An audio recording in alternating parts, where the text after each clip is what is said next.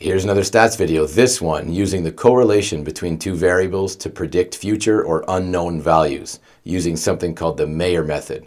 Let's see what that's all about.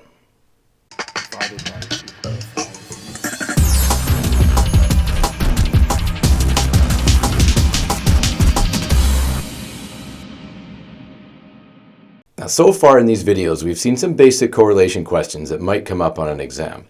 But we could see correlation pop up in word problems too. And if we see it in one of those word problems, they're probably asking us to use the correlation to predict future values or unknown values in a relationship between two variables. Now, this is easiest to explain through an example. So here's a table of data points between two variables, x and y. And specifically, this table is showing the relationship between the age and the height of oak trees. Now you can see that in general, although it's not a perfect relationship, the older the tree is, the taller it gets. Because as x, which is the age, gets bigger, generally the y is following and getting bigger too, and y represents the height of the trees. Now in reality, this trend can't continue forever. Why is that? Well, as trees continue to age, their growth slows down a little bit. So we wouldn't really see this trend continue on forever just the way it's going now. But what if the question was asking us to find the age of a tree that isn't given on the table? Now, one option would be to make a scatter plot graph of all these points and see how the trend looks, and then extend that trend to help us predict what a future value might be. Now, this wouldn't be the most accurate way to do it, and if we didn't have a graph, that wouldn't help us at all. So we're going to use something called the Meyer method. And the Meyer method has us use the table of values, or the data in the table of values, to predict unknown values in this relationship. So to use the Meyer method, the first thing I'm going to do is look at my table of values and cut it in half vertically to separate it into a top half and a bottom half. Now you'll be given an even number of data points in your table, so you'll be able to split it in half really nicely. If you weren't given an even number, what you could do is take that middle value, the one that doesn't really fit in the top or the bottom, and include it in both. So when you're calculating, if you had an odd number, count the middle value when you calculate in the top half and when you calculate in the bottom half. Now, what's this calculating I'm talking about? Well, once we split the table in half, we have to calculate the mean for both x and y in the top half and the bottom half. So I'm going to be calculating 4 different means or averages. So take a look at my top half values for x. I'm going to take all of these and calculate the mean. I'm going to do the same thing for the top half values of the y column and get a different mean for that. Now the mean that I calculated for those top half x values, I'm going to call that x1. And the mean of the top half y values, I'll call y1. I'm going to do the same thing in the bottom half for both x and y. And whatever I get for the mean on x, I'll call x2 on that bottom half. And the bottom half y will be called y2. Now, if you need a review on how to calculate the mean, you can check out the link to the video that's in the description of this one. So once I find these 4 means, 2 for x and 2 for y, I'm going to use x1, y1 and x2, y2 to help me build a rule. And the rule represents the relationship between these two variables, x and y. Now this is giving me a rule that's based on the mean values of x and y, a pretty good way to build a rule that represents the trend pretty well. And if you need a refresher on how to build a rule or an equation given sets of data points, there's a link to that video in the description of this video as well. So once I have that rule, all I need to do is plug in the value that they're asking me about. In this case, it's going in for x, and solve for the other variable. And once I solve for that other variable, what I've done is I've predicted an unknown value or a future value given a table of existing data points. So a quick recap of what I did there. I took a table of values, I split it in half, I took the mean for x and y on the top half and bottom half, and from those 4 values, I built a rule that represents the relationship between x and y. And once I had the rule, all I had to do was plug in the value they were asking about to get my final answer. Now remember, this is called the Meyer method, used to predict unknown values in a relationship. And this is how we would see correlation pop up in a word problem. Now take a look at another example to make sure you understand how it works. Hey guys, we're going to use the Meyer line to answer a question about making a prediction based on a relationship between two variables. So the first thing to note, the first variable in that list is always going to be an x, and the second is always going to be our y. In this case, the x is the weight of a rhinoceros, and then the y is the amount of food they have to give that rhinoceros based on its weight. So the Paint Corps Zoo feeds its rhinos daily, and the chart below shows the weight of 8 rhinos and the amount of food they are given. And they want to know how much food would a rhino weighing 1,800 kilos. So if the rhino weighed 1,800 kilograms, how much food would they have to give him? And so they want to say, hey, if you know this X, what's this Y? Well, because this is a correlation, we can't really say for sure exactly what that Y would be for a given X, and we don't have it in the table to read it. But we can use the relationship between these two variables to estimate, and the Meyer line is an estimation in the same way that the correlation coefficient was an estimation of the relationship of two variables. The same thing with the Meyer line. So we're going to say, well, if these patterns hold true, what kind of an estimation could we make? And so the first thing that we're going to do for a Meyer line for this kind of an estimation is we're going to cut the table of values in half. 1, 2, 3, 4, 5, 6, 7, 8 rhinos. So 1, 2, 3, 4. There's my first 4 rhinos, and I'm going to separate them from the second 4 rhinos. And I'm going to use this side over here, these X's, to create an X1, and their corresponding Y's I'm going to use to create a Y1.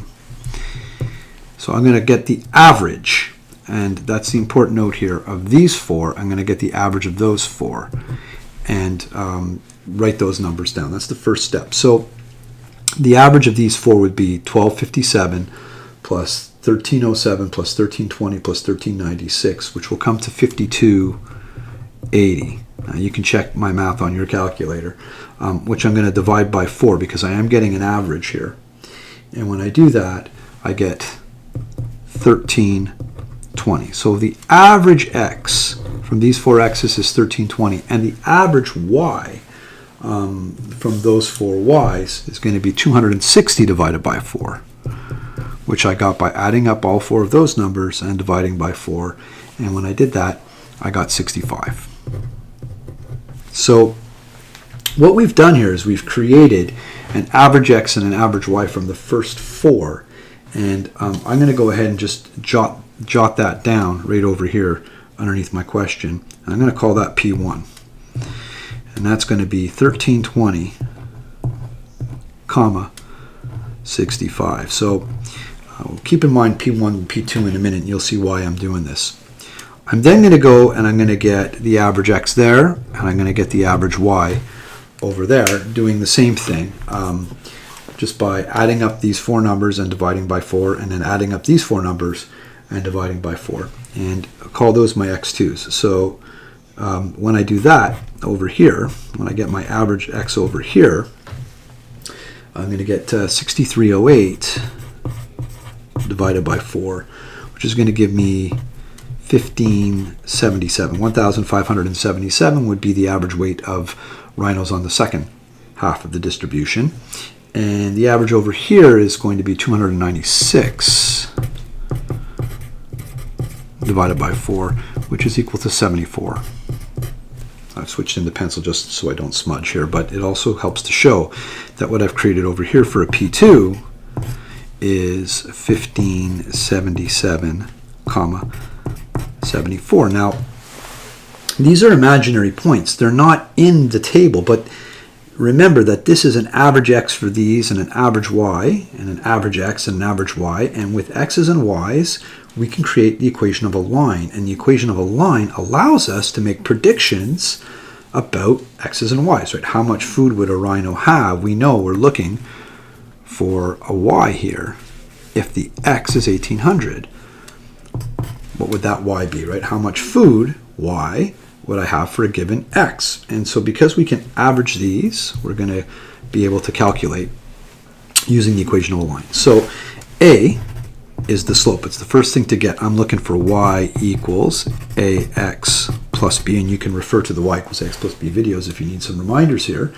But basically I'm going to go Y2 minus Y1 over X2 minus X1. So Y minus Y over X minus X, 74 minus 65 over 1577 minus 1320. Now when I do that, I'm not going to get a perfectly clean number. You'll see that's going to come to 9 over 257, which is 0.0351945, etc., etc. You can see that on the calculator right here. 9 divided by 257 gives me that big long crazy number there. Now you could keep the whole decimal, nothing wrong with that, but if you take a look, I mean, we've got 0.35, those are all significant numbers, and then another 0, and then a 1. So we're like into the 5th or 6th decimal place here before we start having to deal with big numbers. So in an exam, if you get a crazy long string of decimals, number one, don't freak out. It could be just fine. And number two, you can cut it off at one point. When you hit a 0 deep into that decimal, that's not a bad place to cut off the decimal. Again, not wrong at all if you want to keep the whole thing. It's just going to make the calculations a little more tedious, but nothing wrong with that. I'm going to stop right there. I've kept the big numbers and stopped after a 0, 4, or 5 places in. So there's my A, 0.035. In the equation of a line, we also need, of course, a B.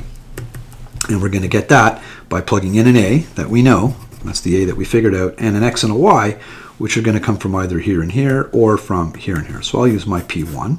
And I'll get my B. I'm going to come up over here to do that, and I'll write out the y equals ax plus b, just to remind you of what it is I'm looking for. And I know my A, and I have an x, and I have a y. So bear with me for a second as I plug those numbers in. My y is 65, is equal to, now the x that goes with that y is 1320. So A, 0.035 times that x, 1320 plus b. So your y is a 65 and the x is 1320. Y is 65, the x is 1320. You could use these two, or you could use these two. You cannot use any of these. We have to use the points that we generated to create the equation of that line. That's going to be the average down the middle, if you think of it. So I'm going to go 65 is equal to, clear that up, 0.035 times 1320, and I'm going to get 46.2 plus my b. So now I have to subtract 46.2 from both sides. So 65 minus 46.2 is going to give me 18.8 for my b.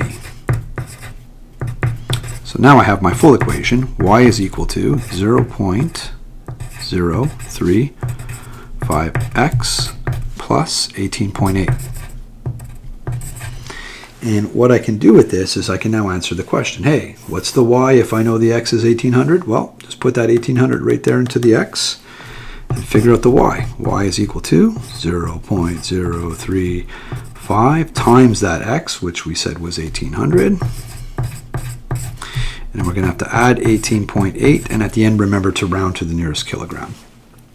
So 0.035 times 1800 is equal to that. To that, I'm going to have to add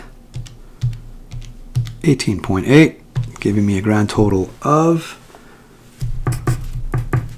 81.8 kilograms, which when we round it up, because they've asked me to round it to the nearest whole kilo, y will be equal to 82 kilograms.